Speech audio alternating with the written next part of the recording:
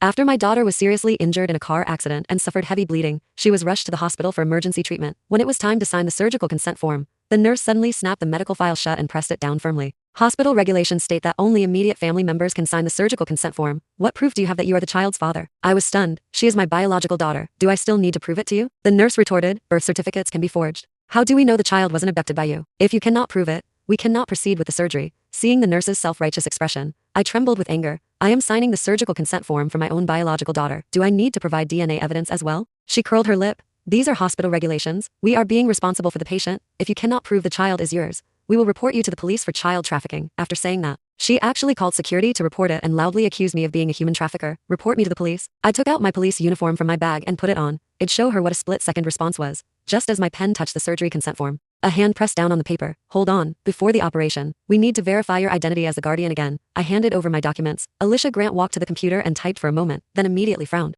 The contact number registered in our system doesn't match the last 4 digits of the one you're using now. I changed my phone number last year, I explained. But my other information hasn't changed. That should match. An intern named Benjamin Winfrey quickly spoke up in my defense. Ms. Grant, we've already checked. The other information is correct. Alicia shot him a sharp look and cut him off. Shush. You're just an intern. What do you know about protocol? She turned back to me, her tone edged with impatience. Rules are rules. Any discrepancy must be clarified. Last time, we overlooked a mismatch in the records, and when something went wrong, all the blame landed on our nursing department. Can you take responsibility for that? I swallowed my anger and kept my voice steady. My daughter was treated here for pneumonia 3 years ago. You can check her medical records. My information is in there. Benjamin immediately pulled up the archive files, printed them out, and handed them to Alicia. Ms. Grant, here are the hospitalization records from 3 years ago. The guardian is Mr. Martin Lancer. The other information matches. I thought that would settle it. Very well, however. Alicia did not even glance at the papers. Instead, she took the printout, along with my documents, and tossed them into a filing cabinet. With an audible click, the drawer was locked. Benjamin froze. What are you doing, Ms. Grant? Unhurried, Alicia slipped the key into her pocket. According to hospital regulations, any documents under suspicion must be opened and verified in the presence of both security and the administrative office. She looked at me,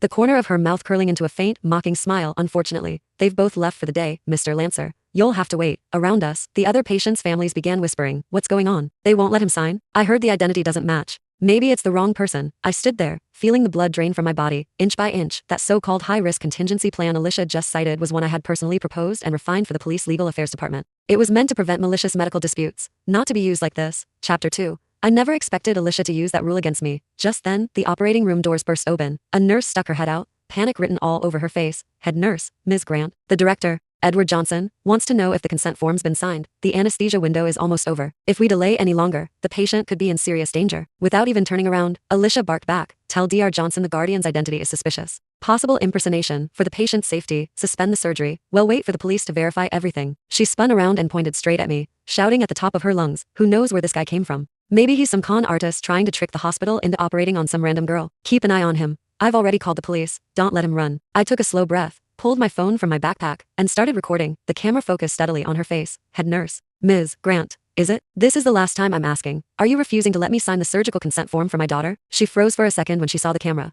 then let out a mocking laugh, as if I were an idiot. Oh, planning to post a video and scam some compensation? Who do you think you're showing that to? Let me tell you, it won't work. She probably thought I was just trying to stir up trouble and collect evidence. It only made her bolder, staring straight into my lens. She enunciated every word. Yes, I refuse, because I suspect you're not her father. I suspect you're a trafficker. I've called the police. You can explain yourself to them at the station. Just as the security guard started toward me, rubber baton in hand, a sharp, impatient voice cut through the crowd. What's going on here? Is this a hospital or a marketplace? The crowd parted. Edward Johnson from the emergency department stepped forward slowly. I had heard about him. He had no real skill to speak of, but he certainly knew how to accept gifts. He gave me a quick once-over, and a flicker of disdain flashed in his eyes. I'm very sorry, he said smoothly. Our head nurse is straightforward by nature. She's very responsible. She may have spoken a bit harshly. Please bear with her. He said the words, but there was not a shred of apology in his gaze. My daughter was lying inside that operating room, fighting for her life. There was no way I could stay calm. My daughter is in there waiting for surgery. Yet your head nurse is calling me a trafficker and refusing to let me sign. Dr. Johnson, is this what you call being responsible? Edward put on a sympathetic but helpless look and said, Sir, please don't be upset.